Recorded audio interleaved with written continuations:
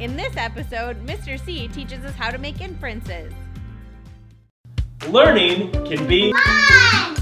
If you like learning in exciting and engaging ways, then Talking Study Guides is for you! I'm Mr. C, and let's get started. In this episode, we're going to learn all about inferences. You don't know it yet, but you're off to a great start. What an inference is when you make sense of a situation without being directly told or shown. So if you thought that it was raining outside, what you did is make an inference. To infer means to make a smart guess based on evidence that you know or have been told. When someone is inferring or making an inference, that's where the word comes from. If you're big on movies, you've probably made tons of inferences. Movie makers love to set up scenes that infer. They hint at events that happen, but they don't necessarily show them to you. The game is all tied up, but this would win it for the Hawks! Now, you didn't see the ball actually go through the hoop, but you can infer that he made the shot based on the reaction of the crowd. Sometimes as readers, we're called to make inferences.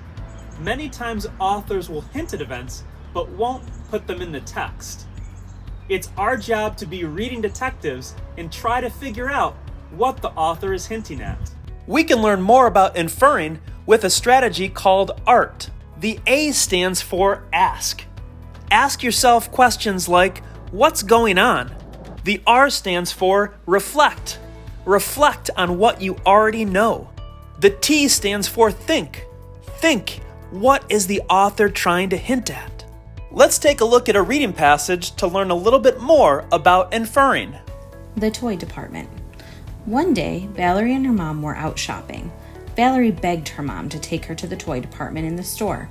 Valerie's mother told her that she could look at the toys, but warned her that she was not buying her a toy. As they left the store, Valerie was throwing a fit, crying and pouting.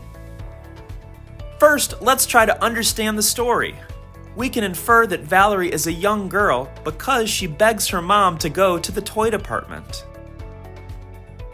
You can infer that most kids would be happy to be in the toy section of a store, and that most kids would want to take a toy home with them. Finally, we can infer that Valerie did not get a toy because the author uses words to show how upset she is. Science is all around us, and good scientists make inferences. And now I present to you the case of the bird feeder bandit. Yesterday, this bird feeder was hanging nicely and full of bird seed. Today, I found it on the lawn, broken and emptied. As scientists, we need to do an investigation and make an inference as to what happened. This is the precise location where the bird feeder was hanging peacefully yesterday. We need to make an inference about what could have happened. I've narrowed it down to 3 possible events. Number 1, was it a nasty wind that came in and knocked it off onto the ground? Number 2, was it the sneaky squirrels I see all around my yard? Or 3, was it my very own dog? Have you betrayed me? Well, I made some observations and did some research. The winds have been very calm, so I'm going to eliminate that. I looked closer at the feeder and saw some animal marks on the side of the plastic and saw that it was forced open, or so it seems. I also looked at the location of the feeder and recalled what I saw in the past. Our dog has been known to steal a burger or two, but there's no way our dog could have made it to those feeders. It must have been an animal that is light, spry, and an excellent climber. Although I'm not 100% sure, I infer that it was a sneaky squirrel. So I was over by the sink today, doing my dishes thing. My dishes thing is where I let the dishes sit for 2 or 3 days, and that makes taking off the food really easy. However, today I came across a note and it says, seriously. Based upon the location of the note and the fact that there's a sink full of dirty dishes, I can infer that my wife wants me to do the dishes a little more promptly than I've been doing them.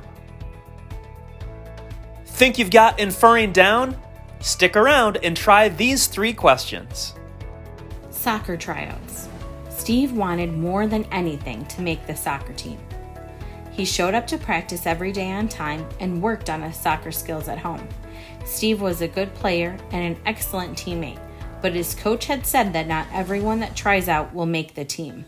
On Friday afternoon, the coach posted the official list of players' names that made the team outside his office. Steve nervously approached the office. Steve looked at the list and began searching for his name.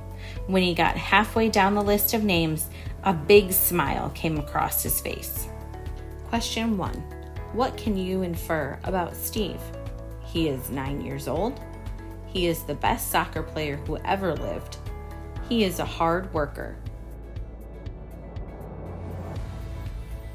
If you guessed he is a hard worker, fantastic! You're correct. Question 2. As he approached the list, we can infer that Steve was nervous because he knew he made the team, he knew he didn't make the team, he wasn't sure if he made the team or not.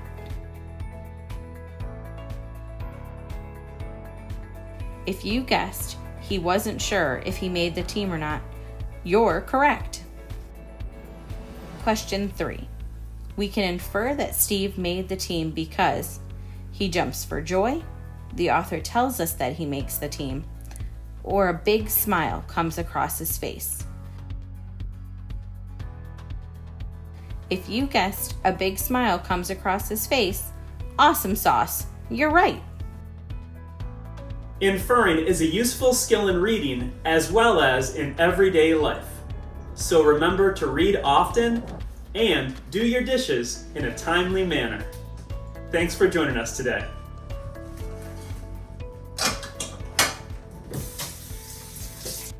Thanks for watching!